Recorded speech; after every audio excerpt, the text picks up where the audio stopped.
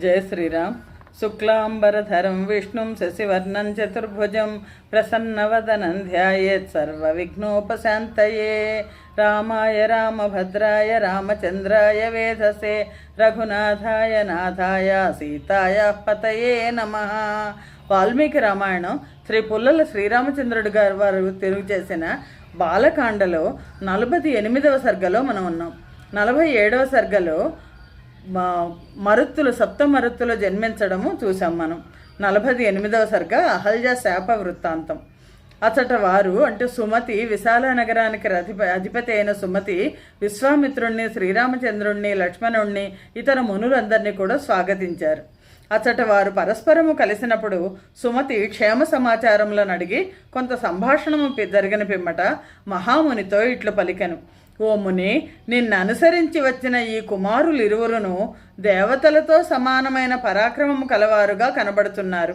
వీరు ఠీవిగా, నిర్భయముగా, ఏనుగు వలె, సింహము వలె నడుచుతున్నారు. వీరు శార్దూలము వలెను, వృషభము వలెను ఉన్నారు. ఇవి శ్రేష్టతను సూచించు పదములు. వీరి నేత్రములు పద్మపత్రముల వలె విశాలముగా ఉన్నవి. ఖడ్గములను, అంబుల పొదులను, ధనుస్సులను ధరించి ఉన్నారు. యవ్వన ప్రారంభములో ఉన్నారు. సౌందర్యమున అశ్వనీ దేవతలను పోలి ఉన్నారు. స్వేచ్ఛగా దేవలోకము నుండి భూలోకమునకు దిగివచ్చిన అశ్వనీ దేవతల వలె ఉన్నారు. వీరు ఎవరి కుమారులు? కాలినడకతో ఇచటకు ఎట్లు వచ్చినారు? ఎందుకు వచ్చినారు? మునిశ్రేష్ఠ, వీరి రూప ప్రమాణములు, భావములు, చేష్టములు ఒకే విధముగా ఉన్నవి. చంద్ర సూర్యులు ఆకాశమును అలంకరించినట్లు వీరు ఈ ప్రదేశమును అలంకరించుతున్నారు. శ్రేష్టములైన ఆయుధములు ధరించిన ఈ వీరులు దుర్గమమైన మార్గమునందు ప్రయాణము చేసి ఎందుకు వచ్చినారు? పూర్తిగా వినగోరుతున్నాను. విశ్వామిత్రుడు సుమతి మాటలు విని సిద్ధాశ్రమ నివాసము, రాక్షస వధము మొదలైన వృత్తాంతములను జరిగినట్లుగా తెలిపాను. సుమతి విశ్వామిత్రుని మాటలు విని చాలా సంతోషించి గొప్ప బలము గలవారును, సత్కారము చేయదగిన వారును, ఉత్తమ అతిథులుగా వచ్చిన వారునాగు ఆ దశరథ కుమారులను యథావిధిగా పూజించెను. రామలక్ష్మణులు ఆ సుమతి చేసిన సత్కారములు స్వీకరించి ఒక రాత్రి అతట నివసించి పిమ్మట మిథిలకు వెళ్ళిరి. విశ్వామిత్రాది మునులందరినూ శుభమైన ఆ జనకరాజపురమును చూచి బాగున్నదని మెచ్చుకొనుచు ఆ మిథిలను పూజించిరి. రాముడు మిథిలా సమీపమునందున్న వనమునందు ప్రాచీనము, నిర్జనము, సుందరము, శూన్యము అయిన ఆశ్రమమును చూచి మునిశ్రేష్ఠుడైన విశ్వామిత్రుని, ఓ పూజ్యుడా, ఇది ఆశ్రమము వలె కనబడుతున్నది. ఇందు మునులు ఎవ్వరనూ లేరు. ఇది ఏమి? ప్రాచీనమైన ఈ ఆశ్రమము ఎవరిది? వినగోరుతున్నాను అని ప్రశ్నించెను. మాటలలో నేర్పుగల మహా తేజస్శాలియగు విశ్వామిత్ర మహామునే శ్రీరాముని మాటలు విని ఇట్లు పలికెను. ఓ రామ, చాలా సంతోషము. ఈ ఆశ్రమము ఎవరిదో, ఏ మహాత్ముడు కోపముచే దీనిని శపించనో యథార్థముగా చెప్పెదను వినుము. రామ, దేవతలు కూడా పూజించు దివ్యమైన ఈ ఆశ్రమము పూర్వము మహాత్ముడైన గౌతమ మహర్షిది. పూర్వమాతడు అహల్య సమేతుడై ఇచట అనేక సంవత్సరముల పాటు తపస్సు చేశాను.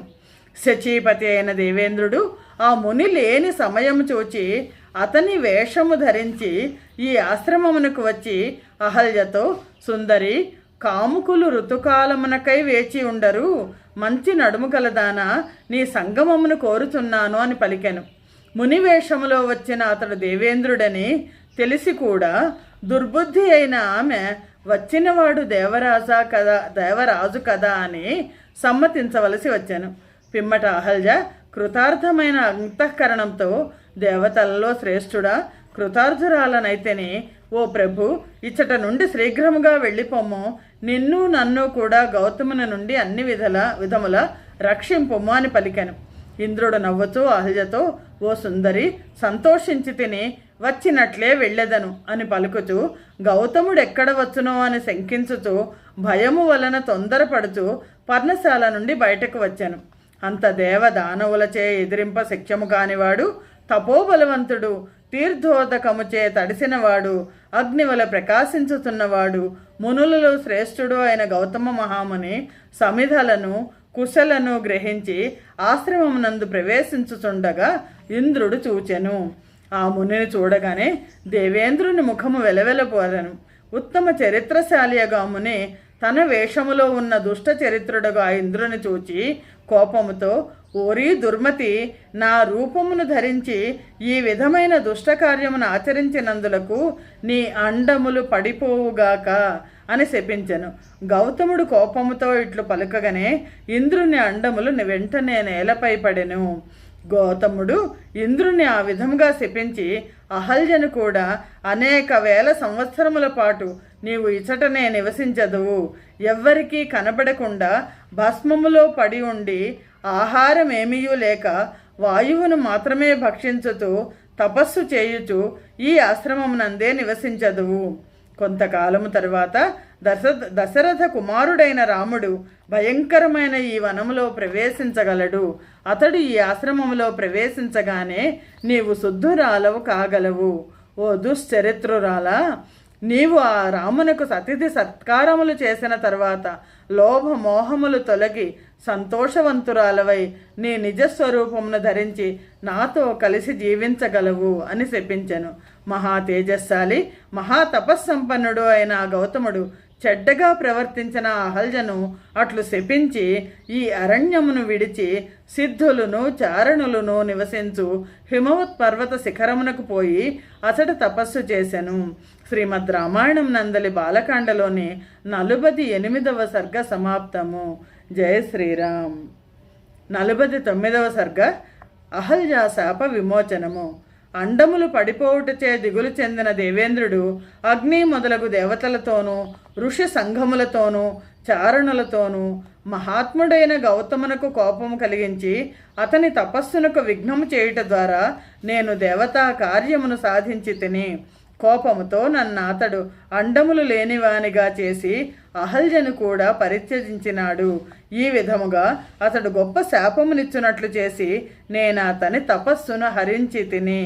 అందువలన ఓ దేవతా శ్రేష్ఠులారా, ఋషులారా, చారణులారా, మీరందరూ దేవకార్యము చేసిన నాకు మరల అండములు వచ్చునట్లు చేయుడు అని పలికెను.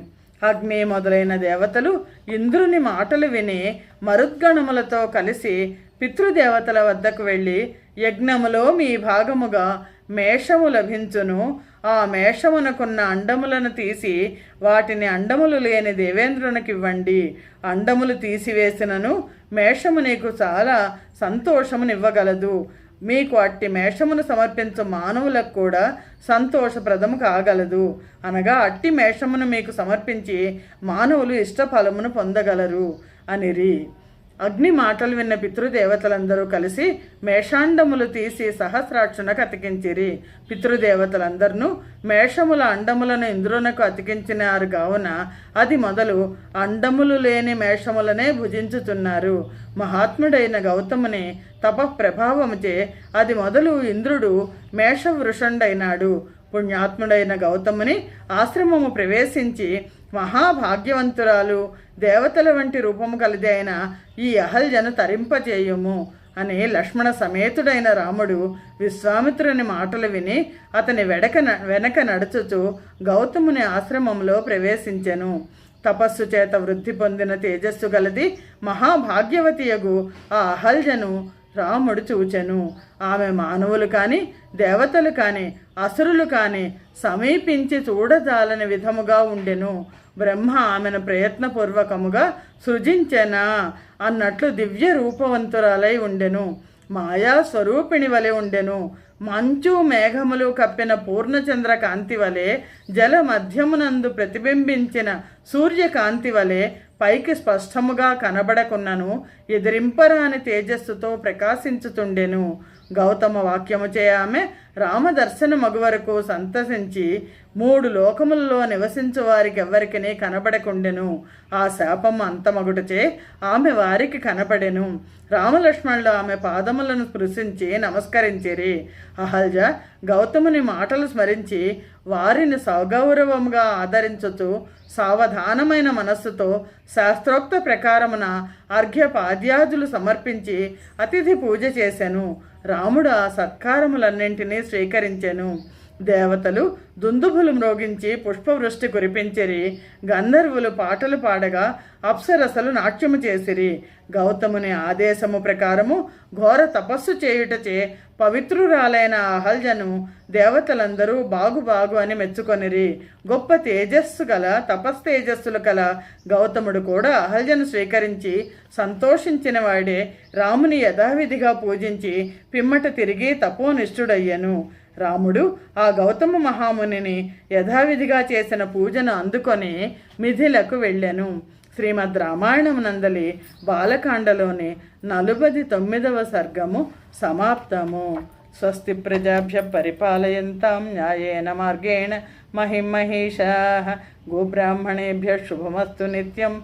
లోకా సమస్తా సుఖినో భవంతు. జై శ్రీరామ్.